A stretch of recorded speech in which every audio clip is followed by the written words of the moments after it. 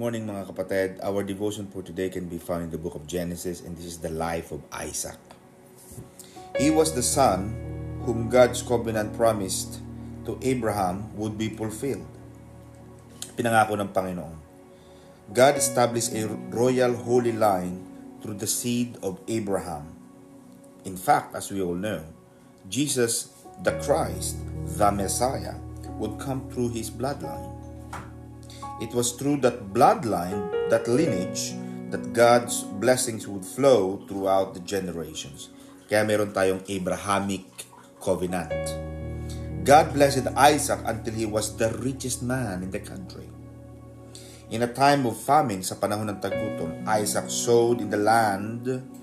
Nagtanim siya bagamat taghirap, tagutom, tagtuyo, and received 100-fold increase in the same year.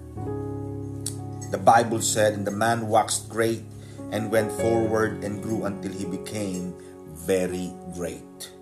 For he had possessions of flocks and possessions of herds and great store of servants, and the Philistines envied him. Kinainggitan siya ng mga Pilisteo.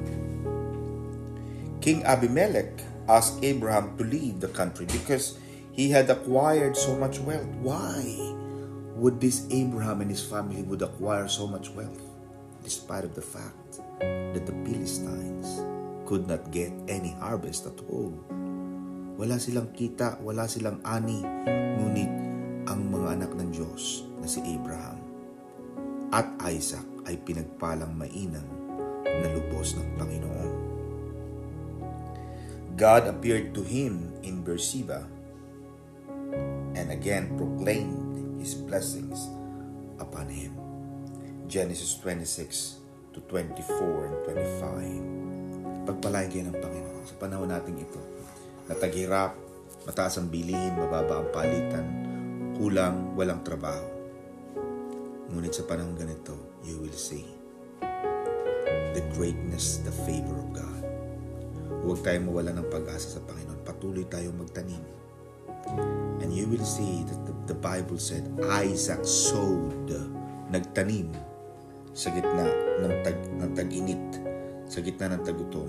He never failed to plant the seed. Whatever it is, could be seed of time, seed of finances, seed of our service to the Lord. Ang lahat ng yan ay pagtatanim sa kaharian ng Panginoon. Sabi ng Panginoon, habang may pagtatanim ay may pag-ani.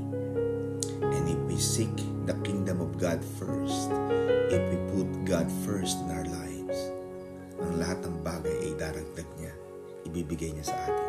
Amen. Pagpalain kayo ng Panginoon mga kapatid. God bless you for today.